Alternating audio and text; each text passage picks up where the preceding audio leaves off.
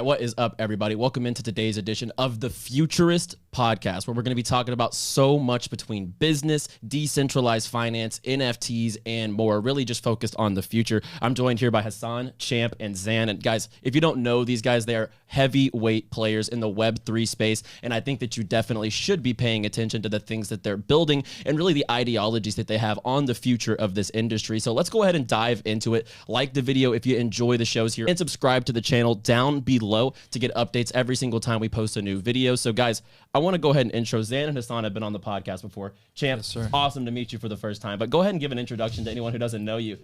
You might be better at that than me, bro. So that was good. You sound like the end of a, at the end of like a medicine commercial. Whenever he just went through all the disclaimers. That was Side good. effects could include this. Yeah, straight up. Thank you for the intro, man. I'm glad we finally get to meet. Obviously, these two guys are good friends of mine, colleagues, business partners, all the above. Yep. My name is Champ. I am a Web3 business owner. I am a content creator, which means that I talk to imaginary people on camera a lot and tweet a bunch. And I like to trade a lot of different markets. I'm super heavily invested in probably everything that we'll talk about today. Yep. And yeah, man, it's a pleasure to be on the show. Awesome. Yeah, I follow Champ on Twitter. What's your Twitter, by the way? Champ T Graham. Yeah, definitely a good follow on Twitter. So Zan, Hassan, I know y'all been on the podcast before. We've chopped up lots of value. We've chopped up the Gen 1, the Titans, of course. We might talk about the legends later, but guys, introduce yourself for anyone new to the pod, might not know yourselves. Absolutely. Well, first, Johnny, thank you so much for having us on, bro. I always, appreciate you and your hospitality. Looking forward to just chopping it up on this podcast and talking about the future of NFTs, right? I think a lot of the stuff that we're specifically building is around value, and we don't see enough of that in Web3, right? Like when you hear things like, crypto's a scam or NFTs are a scam, it's really just because things are really immature right now. And so the one thing that brings all of us together is the fact that we're thinking a couple steps ahead and really trying to bring the space to those next steps. And so Zan and I, we've been running a portfolio of companies in the Web 2, which is like the real world, for nearly the past decade now, currently running at multiple 8 figures per year. And then we started our NFT project about a year ago, 14 months at this point. It's been launched for about 7 months. The Titans, which, Johnny was an OG day 0 supporter of. He saw the vision, has been advising us ever since. And so, that's been performing really well in this really horrific market. But yeah, Zan's my older brother. I'll kick it to you if you have anything to add. Yeah, absolutely. I mean, it's very exciting to have Champ on this episode of The Futurist. And I think it's going to be really exciting going through and breaking down, some of our plans for what we want to do with the Legends, which is our Gen 2 mint, which is really exciting because I think a lot of people were especially in the Web 2 community, they were very skeptical because, of course, a lot of people are down on NFTs. Before Titans, I think a lot of people were down basically on their entire portfolio. And it's been really awesome to come through as a unicorn and a dark horse in the bear market because of the fundamentals that we've employed in not only developing this project from the ground up, analyzing the NFT space, looking and identifying the problems and issues and gaps that were existent that allowed for the projects to get rugged. Even with this whole SVB crisis thing, there's a certain set of things that allowed for that level of risk to exist. And so in NFTs, it was really just, they're not being operated like actual organizations. They're literally being used as cash grabs to have lots of cash and instead of providing massive value back to the holders. So it's very exciting for what we have. It's really interesting that you even bring up the SVB stuff because, I've been listening. I don't know if you guys watched the All In podcast, really good podcast. And, they were talking about how tech may have been set back, 5 to 10 years, depending on how all of this shakes up. And, we are literally building the future of tech, right? And so I think it's going to be really exciting to dive into what's been making this also successful. And just on a point on that, it literally just shows that the model is broken, right? Of, hey, I have an idea, I'm going to go raise tons of money, all these VCs are going to throw money left and right, willy-nilly, not really care about what the actual impact is. And then at the end of the day, the kind of things that we're seeing is because the game is faulty, right? Yeah. It's a new model. Yeah, and it's broken at multiple stages, right? But even if they do everything else right, it's broken at the level of where we fucking store all that money. Yeah, it's so right? crazy, man. Oh, wait a minute. Not only are these things they're not back to even close to 1-to-1. No. You know what I mean? Like you can do everything right and make all the safest decisions and still get completely Which just shows that's where the opportunity is, right? Like the opportunity for entrepreneurs is to identify the gaps and attack them. And that's exactly what we're here to do. Yeah, for sure. And I think everyone here is a high-level innovator in the NFT space, and I respect every single one of you and what you're building. And I'll start again with Champ. So, Champ, what do you think about NFTs right now? Because I think that we're kind of in this middle cycle where I would compare it to where crypto gaming tokens were after their first major hype cycle, because now the trash is getting washed out and the actual real utility and real business is rising to the top. What are you seeing evolving in the NFT space right now? Yeah, man. Well, I think it depends on from which perspective you look at it, right? If you're really only interested in sort of the mania and insane sort of speculative trading opportunities, obviously it's going to be less interesting than it was a year ago. To that same token, though, like there are still. Anyway, I know You can go a lot of ways with that question. Yeah, I still trade. I know a lot of people who trade these markets a lot. Well, you got all the alpha, so you can trade these markets all day. The point it's not like it's non-existent, right? There are still sort of these huge trading opportunities. Obviously, though, to people who aren't like very heavily versed and aren't in the know, this will be very challenging. Right. With that said, though, whenever I look at it from sort of like a larger business perspective, right? And what I mean by that are fundamentally sound businesses, which are not sort of doing this fake little dance where just because you're a company in Web3, you don't have to fucking make money and pay your employees and do normal business things, right? That's like just because we're a Web3 business, we can let's abandon all business operations. That got us here. No, they're working because we're gonna give them whitelists. It's fine. They're gonna leave. Not even that. Not even just paying people, but it's like, this idea that if you just you can raise capital one time, would that be enough? Which is 99% of the time much smaller than even like a regular Series A round, which by the way, in regular business gets spent in like half a year, bro. Yeah. Totally different conversation. Point is, if you are looking at it from a business perspective, though, fundamentally sound businesses who are taking advantage of blockchain technology to further empower their communities, and have it be an additive to the existing business structure. It's a business first. Right, it's a business first. Yes. But I see Web3 and NFTs as this like just untapped, just strip mine of resources, right? And it's like, well, maybe regular business, I don't even say Web2 business because it's the entire world. Yeah, right. Regular business is this ocean, right, with hundreds of millions of people fishing in it. And then what we're doing is maybe it's like a little pond, right? But the difference is there's like 5 people who are proficient fishers over here.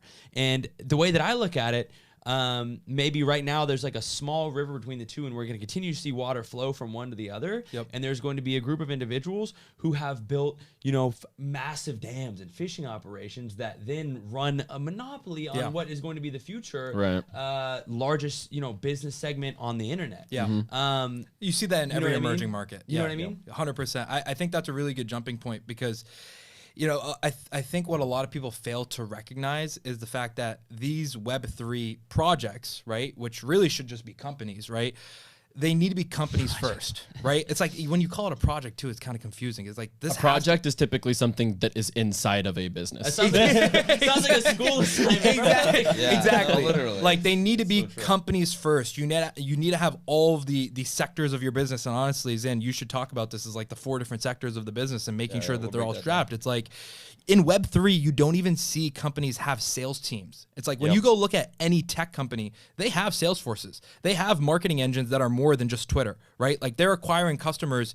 in their niche, but they're also doing a good job of, creating awareness campaigns to all the people who aren't in their niche so that they can actually bring them to that niche, right? And so like when you see such an emerging market like NFTs, which, truth be told, they've only been around for 18 months. Right? Like if you want to be in the really, limelight, if you want to be really generous, maybe 36 months. So it's like we've never really seen a market like this for NFTs. And now that we've got through all that, euphoria, the bull run, free money, 0% interest, right? Which has stimulated the market so much. Now that we've gotten past that, we can really look at things. And, the way I see it is, companies like Shopify, they dumped 90% in this recession. right? It's one thing for something to drop 90%. It's another thing for it to go to zero. Yeah, literally nilch, right? And that shows that there was things that were fundamentally wrong with the business. It wasn't being run properly. And again, those are the opportunities that were. At the end of the day, the cash in wasn't more than We're- the cash yeah. out. We're- The we're- cash in yeah. wasn't more than it was cash we're, out. That's we're, a very simple truth. we're aggressively, attacking those gaps. And two things I'll say real quick is where do I see the market going? I just see the market moving to more sophistication and maturity. And what do I mean by that? Initial NFT investors, they were only there for a very quick flip. So what are projects like Steady Stack who are literally obliterating this market like it never happened? What are we doing that's different? We're switching to a long-term culture. So that's how we got literally 80% of our community to hard stake, which means that they're actually going out and locking their NFTs. They can't pull them out. We got 80% of the community stake, and 60% of those people, 60% of the community at large is staked for 3 years. So these are people who are bought into the long-term of the vision. That's what real investing is. Like if you go participate in the traditional pre-IPO markets, or even if you go participate in ICOs, right? There's vesting periods. When you go make an investment, you're not just getting it back the second the project or the company launches. You're supposed to have a vested interest. And those are the types of things and the methodologies that, we're leading right now in the forefront. It's never really been done the way that we're doing it right now in this Gen 2. But those are the types of methodologies that I believe that people are going to follow, right? Another thing, revenue beyond royalty streams, right? And this is where you can maybe talk about the sales teams. We run all of our business in Web 2 in the real world by having sales teams, right? Like people get on the phone, they're talking to prospects, they're making them feel comfortable, they're helping them cross the finish line. In Web3, we don't see products and services being sold at an enterprise level or a business to consumer level where, you would need a full-fledged sales team. And it's like when those types of things are put into a business, it's going to mature the market, it's going to mature the mindsets of all the investors. And those are the types of things that we're employing that we think are going to take the space to the next step. Yeah, absolutely. And when you look at the way that these businesses are being run, because that's what these projects are, their businesses, is they're completely lacking complete arms of their operation. When you look at a traditional business, you're looking at, in terms of the silos, marketing, sales, delivery, and OpFi, which stands for operations and finance. And we only see marketing. We see a lot of marketing, none of the rest. You only see marketing. You don't see anything else on the other end. You don't see sales. Really, you're just doing raise events or mints, and then you're trying to figure things out afterwards. And then there's no value delivery. They didn't sort any of that out. It's just a picture or whatever it may be, right? Which is the number one. And utility, they don't do any of that. And then lastly is the OpFi. They're not even thinking about how to allocate their capital well. No. They're not even thinking about how to put their money into things that can continue to generate revenue beyond that. They have no way of acquiring clients on a consistent basis where there's some sort of paid mechanism or even organic brand building, because it all ends up being a rug pull. And so when you have projects and you have businesses that are coming from a long-term minded mindset, they're going to start to do things that maybe don't benefit them in the short term. For example, Hassan and I haven't taken a single cent out of the NFT project so far, the business so far. It's a startup. That's how it should be. Yeah, and you can't really take capital out at this stage. But what does that do beyond that? First, the culture, the vision begin to shift. The people that are part of our communities, our holders, they start to understand, hey, this is a long-term game. And because they know it's a long-term game, they're going to continue to hold. They're going to continue to acquire. And again, they're going to do things like hard stake because they're bought in. So. And that's how you flip the meta. You got to do things like Zan and I talk about this all the time. We learned it from Alex Hormozi, right? It's like if you want to be the 1%, you got to do what 99% of people are not doing. And in this space, zig when others zag. Yeah, in this space, it's like if you want to be the 0.01%, because there's that few people being successful, you got to do what 99.9% of people are doing. And so it's like not doing. And so it's like you can't follow the bull market playbook in a bear market. You have to innovate. You have to. I would argue even in a bull market playbook, the bull market playbook is bullshit. Yeah, it didn't work in the long term. Go with the bear market playbook because that's real value. You're literally going through shit in real time. When people don't want to give you their money, that's where you're exceptional. When people are giving you their money when there's not a lot of it. Well, that's why we're all still here building, right? Like we want solid foundations. In a bull market, everybody's rushing, they're running, they're not really focused on. You can't focus on building product in the bull because your community is at a rapid pace that has never been before. Everyone's wanting, pump, this and this. This project's doing well, this project's doing well, but that's not what things are about. No. Yeah.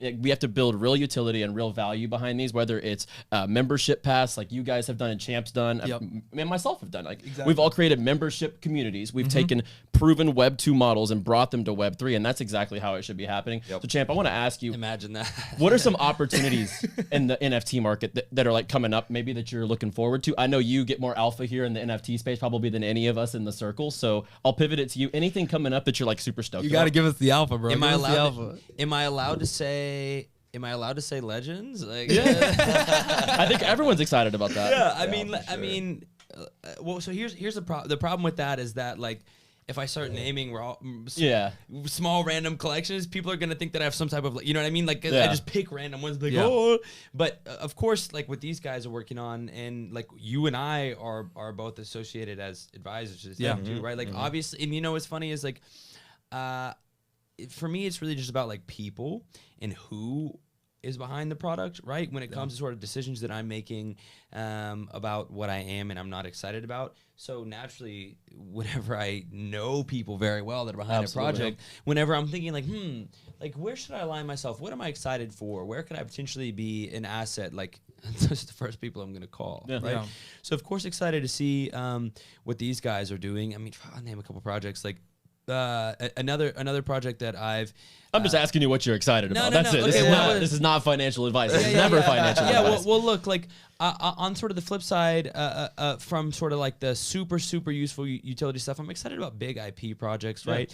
We see, Studio 9 Live's one of the biggest animation studios in the entire world. Yeah, you're good. Coming in, launching an NFT project, right? And my hope is that we continue to see some of those big brands come in and be successful.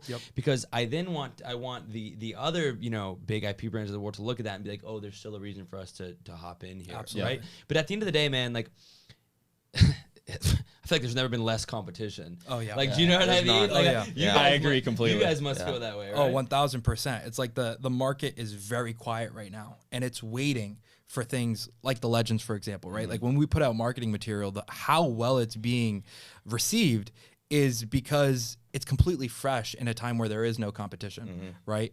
And so think about, bro. Think about it. You're gonna smile. How many times we thought of doing something, and we were like, wait, no one did this yet? Yeah. Like we were like, wait, you're telling me the revenue streams beyond royalties is beyond me. I don't know. Millions of dollars. And they didn't think to do this yet. So many times. Like that's like me building like the most basic subscription sales. Oh my funnel. god, yeah. Just a nice looking landing page and traditional sales. Shout out ClickFunnels. And literally, people being like, dude, like, how did you think of this website? Motherfucker, I didn't think of it. No, I just read a book. Yeah, and then, you know what I mean. And you should shout that business practices. Honestly, yeah, dude. .com Secret's one of the best, and Expert Secrets, two of the best books I've ever read in my entire life, bro. If every NFT founder read those books and applied these principles, I promise you there would be so much more excitement in the space. And going back to your question, Johnny, like, what am I excited about? I'm really, really excited about the market finally maturing, about sophistication, about innovation in times like these, because when everything crashes and burns, like Zan said, nobody wants to give you their money right now. It's like very difficult. You have to be acceptable. We've done over $2 million in the past, week and a half on our pre-sales. And the reason why, and people are like jumping at us to do more, and the reason why is because they've never seen something like this. We're doing things like vesting for the first time. We're bringing utility and innovation for the first time that we've never seen before.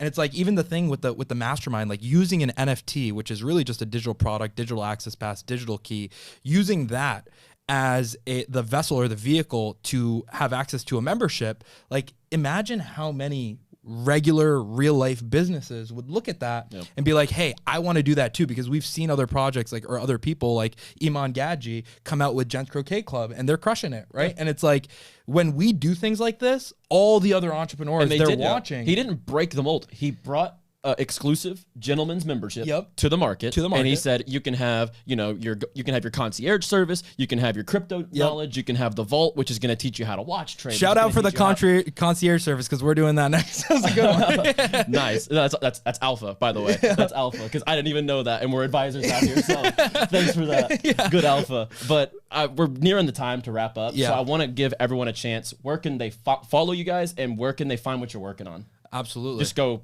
Yeah. in a Okay, circle. super cool. I'm most active on Twitter at ReadyPlayerH, also on Instagram at Hassan, Hassan, Shake, Shake. And yeah, those are my most active profiles. And then we also have Steady Stack, which is on Instagram, Twitter, all of them Steady Stack NFT. I'm also very active on Twitter. I actually am Hassan's ex mentor on how to create viral tweets. I also am very active on YouTube. Ready Player H, not RPH. I'm also very active. We'll keep it on the low. Sorry. I'm also very active on YouTube. I talk to a camera a lot. I run Champs Only, which is my Web3 now subscription business. We have simply course offering as well. It's a lot cheaper that people can jump in on. But yeah, Amazing. And Zan Shake, ZANSHAKE on Instagram, Twitter, and we got a lot of stuff coming on YouTube as well. So amazing. You know, Yeah, genuinely, we're gonna guys, keep this is on a running. Really, really great podcast. Yeah, we're gonna keep running these podcasts, Johnny, bro. You do an amazing job. We got really good hosts, really good I'm people. moving to Miami. Yeah, I love bro. it. Have to. I So feel I'm like every looking forward time we to it, meet man. somebody and they don't live in Miami, like a day later they call me like, "Yo, I'm moving to Miami." It's I'm like, coming. All right, I didn't know it was that great. Yeah. No, guys, awesome podcast. Great Absolutely. value on just the industry and where things are moving in NFTs. So I really appreciate all your time. And guys, definitely check out Champ's YouTube. He has some awesome interviews up with guys like Belmar, Sebastian Georgiou, etc. So I didn't even say the ats. It's at Champ T Graham on Twitter and at Champ T Graham on YouTube. That's the URL. Anyway, there you go. You guys, We'll put it down somewhere. No, these are- We'll put it in the description below. incredible people. Dude, you're a beast, dude. I watch your Thank show. Incredible. These dudes, amazing Really entrepreneurs. appreciate you, bro. Learned so much from all these people.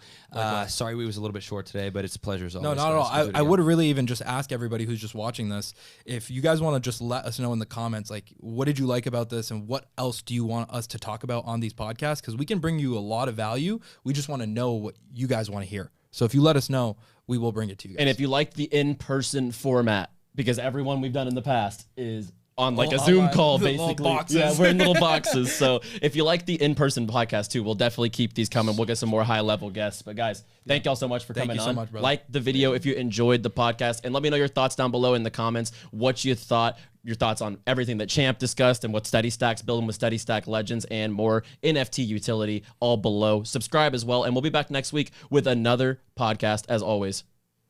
See you soon.